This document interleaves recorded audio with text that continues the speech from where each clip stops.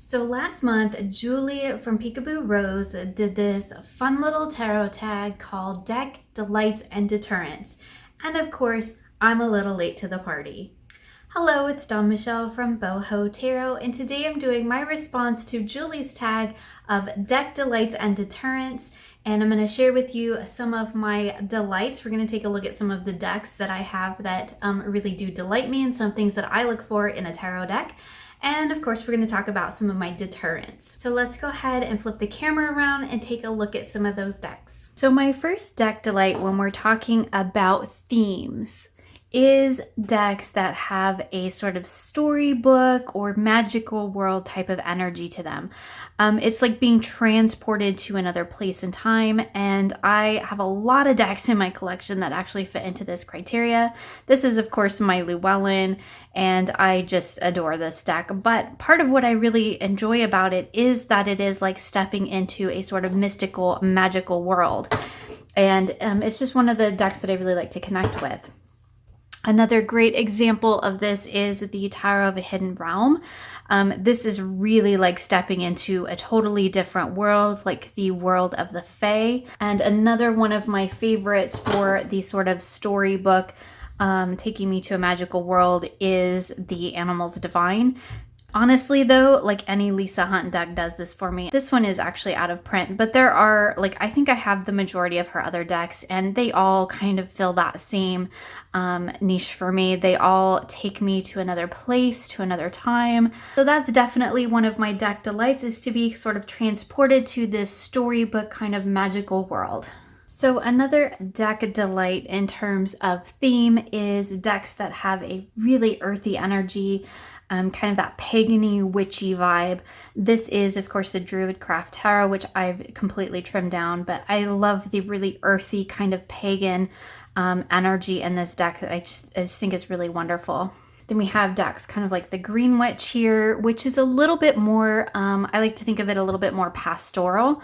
It kind of feels like going off into a little cottage somewhere deep in the woods and then, you know, moving into this little village, so to speak. And then we have the decks that kind of like, they're still super earthy and kind of pagany, but they're also like really cosmic. So this one kind of bridges that gap, and I really like that too. This is the Star Tarot. This is, of course, my trimmed first edition. I do have the second edition, but I just can't seem to give up my first edition. Quite the connection and bond to it now. So that's kind of some more little deck delights. We have like the really earthy pagan, the kind of along those same lines, going into that little countryside, pastoral type of energy. And then we have like the Star Tarot that's really really earthy and pagany, but also very cosmic as well. So those kind of all blend together for me. So on the other end of the spectrum, we kind of have the sort of Victorian Renaissance theme. This is, of course, the Victorian Romantic Tarot. I love this deck. I love this art style. So I do have quite a lot of decks in my collection that fall into that category. New release of the Touchstone Tarot.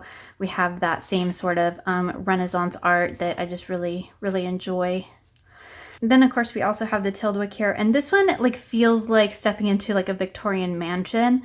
It's a much more intimate deck than the two previous that I showed you, but it really does have that same kind of feel to it. So that's another sort of art style or aesthetic that really does delight me, that sort of Victorian Renaissance themed artwork.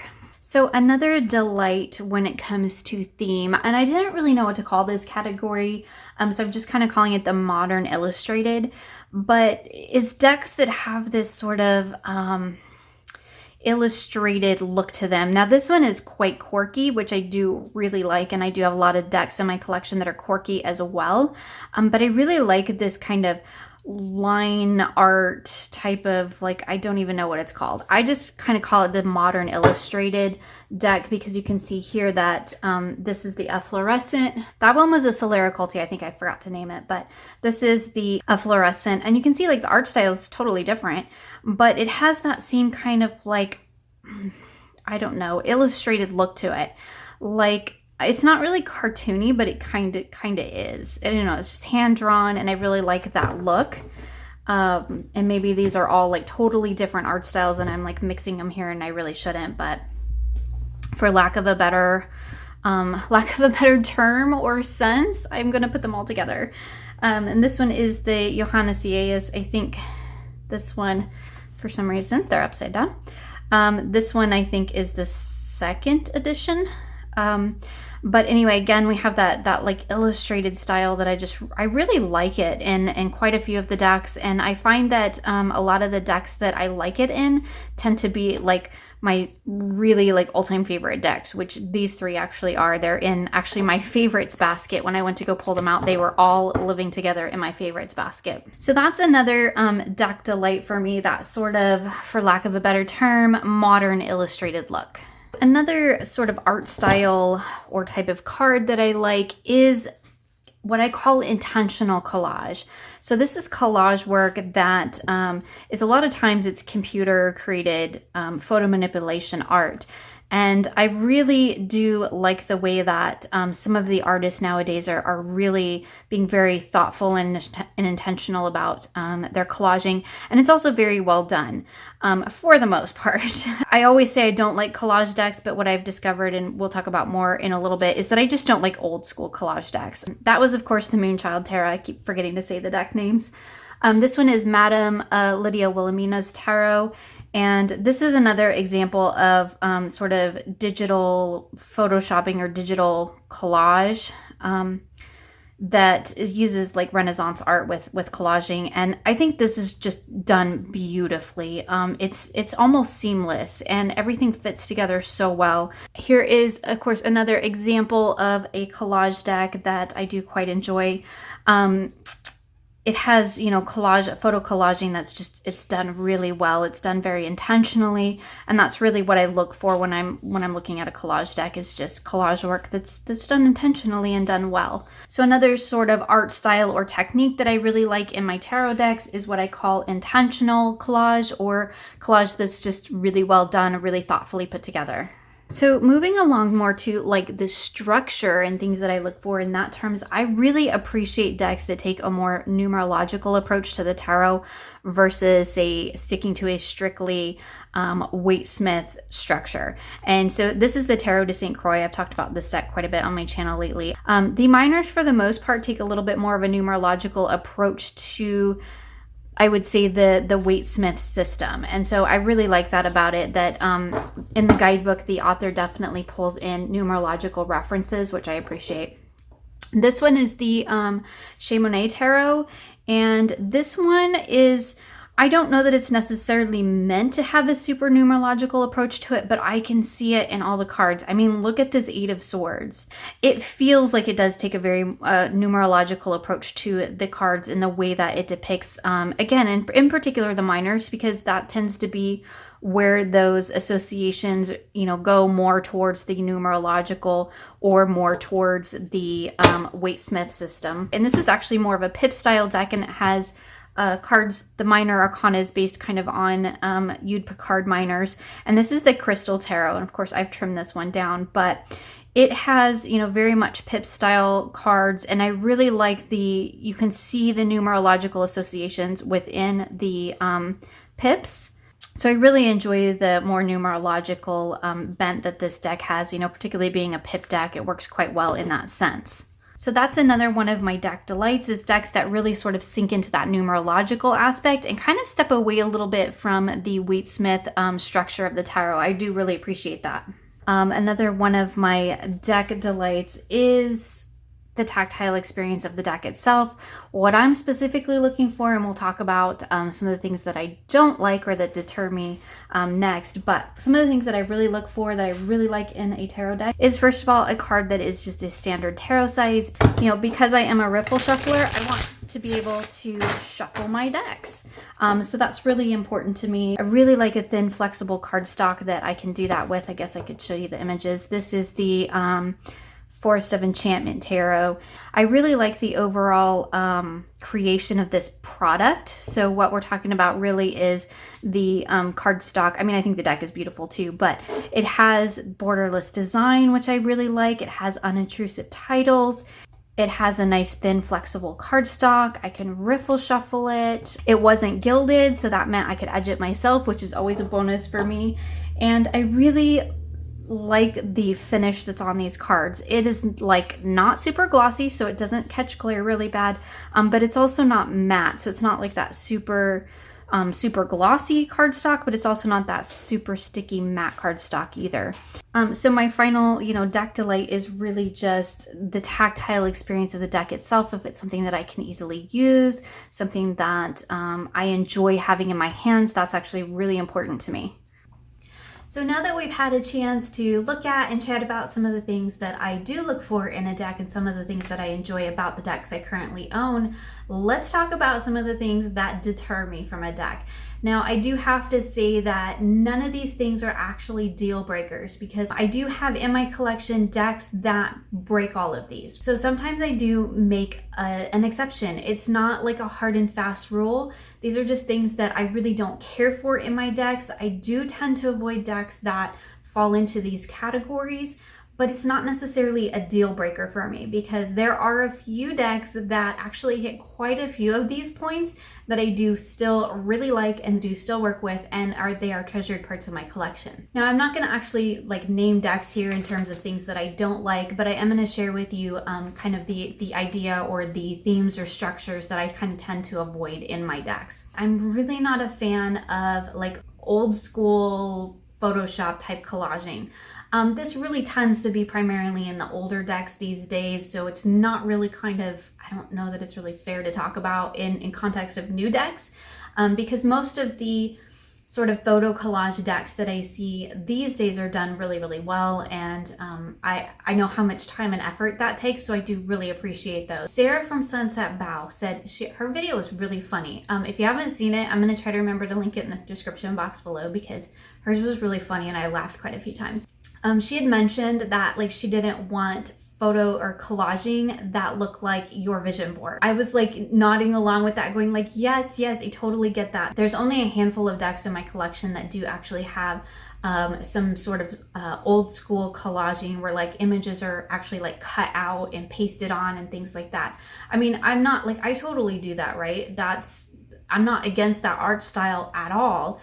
It's just when it comes to my tarot cards, I have a hard time with the old school collage when it's a lot, like Sarah said, when it's that vision board. But for me, it's totally overwhelming. It's really chaotic and I can't make heads or tails of it. So I do tend to try and avoid decks like that, because while I don't mind a deck that makes me work for it, that makes me work hard to find the message or to understand the meaning in the card, I can't do decks that literally raise my anxiety. And some of those collage style decks, they give me serious anxiety. It's just, totally a personal thing. But then all this is a personal thing, right? This is all my personal little hang-ups about decks or whatnot. So another deterrent for me these days is actually decks made from pre-existing artwork.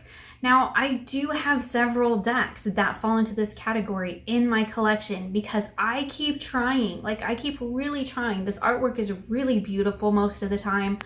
But when it's put together and kind of forced to fit into the structure of a tarot deck, a lot of times that really misses the mark for me, and I just don't see the connection that the person that was curating the deck, I just don't see where they were going with it most of the time. And the decks that I do have in my collection that are created from pre-existing artwork, I said I wasn't really going to name decks in this, but just for an example, the Nicoletta, right? I have a video on my channel where I have restructured the Nicoletta, because that's a case where I really love the artwork. It's super powerful artwork, but the structure that it was given didn't really fit into how I personally see the tarot. And I know it works beautifully for a lot of people, but it just didn't quite work for me. And so I restructured it, and I've found that most of the decks that I have that come from pre-existing artwork, I've either modified, taken all the tarot associations off so that I could basically turn it into an oracle, or I've restructured it in a way that makes sense to me. Most of the decks that I've done that with, it's totally been worth it, and I would totally do it again. And I recommend the process because it's so enlightening. But it's not something I want to do with every deck. So I'm really careful when it comes to decks that have pre-existing artwork now. There is a newer one that I've recently added to my collection that is the same type of thing, where it's artwork that was pre-existing and it was curated together into a deck. I'm working through that deck right now, and it's hit or miss for me. I don't know where I stand with it at this point, so I'm not really going to go into detail about that. But like, see, I keep trying with these decks that have the pre-existing artwork, and because most of the time, like, the artwork is so beautiful and I so want to work with the imagery, but a lot of times when they try to fit it into the tarot structure, it just doesn't work for me. So that's one of those things that I'm like, I try not to really pull too many of those into my collection, because they do require a lot more work for me in order to make them usable, or in order for me to kind of take the time to really dive deep into what's going on with the artwork and why it was chosen for that particular position. And while none of that is bad, it's very time consuming, and I don't always have time to do that with my decks. So another kind of artistic thing that I tend to steer away from in my decks, and this has been called a lot of different names, but I call it the beautiful people decks. I do have several in my collection. I'm just going to be honest about that. I really do. Where the people are all young and fit and beautiful and they all look the same. I really just don't want to see that card after card after card in my deck. So the super, beautiful people decks where just everybody looks like they stepped out of a magazine. But I do have decks in my collection that would totally fall into that category. The other thing that really bugs me even more than the beautiful people thing is this super young kings and queens. Maybe it's because I'm older. Maybe it's because, I have children in their 20s. It's like when I see a 20-year-old king, and I know historically there have been kings and queens that have been quite young. But when we think of the king or the queen energy symbolically, it's not a young energy, right? It's a mature energy. And so when I see these kings and queens that are super, super young and they look like they could be my kids, I have a really hard time with that. I really, really struggle with that. So that is a really big deterrent for me. Again, I do have decks in my collection that have really, really young kings and queens. And let's be honest, the majority of my decks have really young kings and queens. That's just not something that tarot creators or the artist or the industry does at this point. But I'm hoping that along with so many other things, is going to be changing. So art styles and people and all of that aside, my biggest deterrence when it comes to a tarot deck is actually more in the tactile experience, the physical product itself. And so that's things like cardstock, things like gilding, things like the size of the card. Those are things that can act as a bigger deterrent than anything else. And again, like every other deterrent I've mentioned so far in this video, I have decks in my collection that have all of these things on them. And I still love them. I still work with them. They're just really not my favorite. And in most of those cases, like, I really wish the decks were different in terms of the physical product, right? In terms of the physical deck.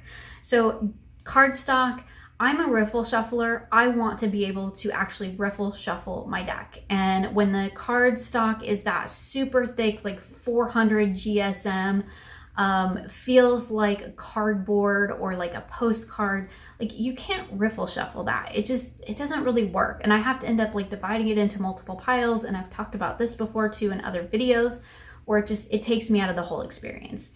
That super thick cardstock, it works fine on an oracle, or I should say it works better on an oracle because there's less cards, right? 78 cards is a lot of cards, and the more cards you add, the thicker that deck gets, just in the sheer number of cards that are in there, not to mention when you add the bulk of the cardstock itself. Okay, so moving on. On the flip side of that, I really dislike plastic cardstock. I think I only have like 2 decks maybe that have plastic cardstock. It hurts my hands, it's hard to shuffle. I just don't think it works very well. So that's a deterrent for me too. And then of course we have the texture of the card itself. So we have that super, super rubbery, what I think they call the rose petal finish. I don't mind rose petal finish in my oracle decks for the most part, because again, it's less cards. I'm not quite so big of a fan of it in my tarot decks. Some of them have a really nice sort of just matte finish, and some of them have that it's so rubbery, it sticks no matter how you try to shuffle it. You know, on the flip side of that is like that super glossy cardstock, right? The stuff that is so glossy and thick and laminated that it just doesn't shuffle. It sticks together, and it's like ridiculous to try and even work with. And forget trying to video with it or take photos with it or anything, because you're just out of luck, because it reflects everything. And my last deterrent is something that will probably be no surprise to anybody who's watched any of my deck mods or seen any of my sort of reviews of decks with gilding. I'm not a fan. I do not like gilding. There are very few decks where the gilding doesn't hurt my hands. Matte gilding is okay. That doesn't really bother me. Although again, it limits what I can do with my deck in an artistic sense, because all of my decks that have matte gilding on them, I probably would have edged, and I would have not chose gold or silver or whatever it was. Like, I would have picked a color that represented the deck, to me. And it's a really, creates a personal experience with the deck. And when it comes gilded, when it already comes edged, like I don't have any options now. It just hurts my hands. That cheap gilding, it just, for the most part, it hurts my hands. It chips. I don't think it looks good when it starts chipping, especially when it's like a really bright colored gilding, like a red or a pink or something like that. It gets really noticeable, and it looks really bad, I think. And I can't really touch it up, so I can't freshen it up in that sense. Again, unless I want to do a major mod on it. I'm just not a fan. I personally wish the whole trend of gilding decks would go out the window. So really, what does it all come down to? In order for me to be able to, work with my decks, I have to be able to, physically work with my decks. And so that means that it needs to be a deck that I can actually shuffle and use, and that doesn't hurt my hands, and that I can actually get my hands around. All those things are really important if I want to, be able to work with a deck and eventually connect with a deck. So if a deck kind of checks one of those deterrent boxes, I kind of give it a second look. If it checks several of them, I give it a lot of consideration. I have to be sure that making that compromising things that I know doesn't work for me personally, is it worth it to get the deck, to have the deck, to use the deck? Sometimes it is, and sometimes it isn't. I really like these tarot tags in these VRs because, yeah, they're so much fun, and it's been a blast to see everybody's little categories they come up with, and things they like and things they don't like. But what's really interesting is that there's kind of this underlying deeper level discussion that's going on when we have these sort of video responses and we have these conversations in the comments. Sometimes they carry over into different people's Facebook groups. We're also really having a discussion about what we're looking for in a deck, right? Things we like, things we don't like. And a lot of times, the majority of us, now I haven't seen all the VRs, but I've seen quite a few of them, as when it comes to our deterrents, a lot of us are singing the same song. And we have a lot of things in common that we're yeah, we're done with that. It's time to move on to something else. This isn't working anymore. And so hopefully maybe that will pick up, and that will, gain some momentum as well. But I think it's really interesting that there is this deeper level conversation going on beneath the surface. And these are such fun tags, and I love to participate in them because I do think it's an important conversation to be had. And so I'm happy when I can, come in and add to the conversation. I would love to hear, your deck delights and deterrents. So feel free to share in the comments below. What things do you look for in a deck, or what things really turn you off of a deck? And do you make exceptions? Because I think that's always interesting, because I'm always I don't like this, and I don't like this, and I don't like this. Yet I have a bunch of decks in my collection that totally check all those boxes, and they have all the things that I say I don't like, and I love them anyway. But it's just, not my preference. So that's a look at my deck delights and deterrents. I want to thank Julie at Peekaboorose for creating this tarot tag for us to share and to talk about. Sorry that I'm late to the party, but it's been a lot of fun to watch everybody else's videos. I will leave Julie's linked below. And like I said, I'm going to try to remember to link Sarah's too, because hers was just freaking funny and it made me laugh, and I think you need to watch it. So thank you so much for joining me today. I hope you enjoyed this video and will join me again soon for more creative tarot for an inspired life.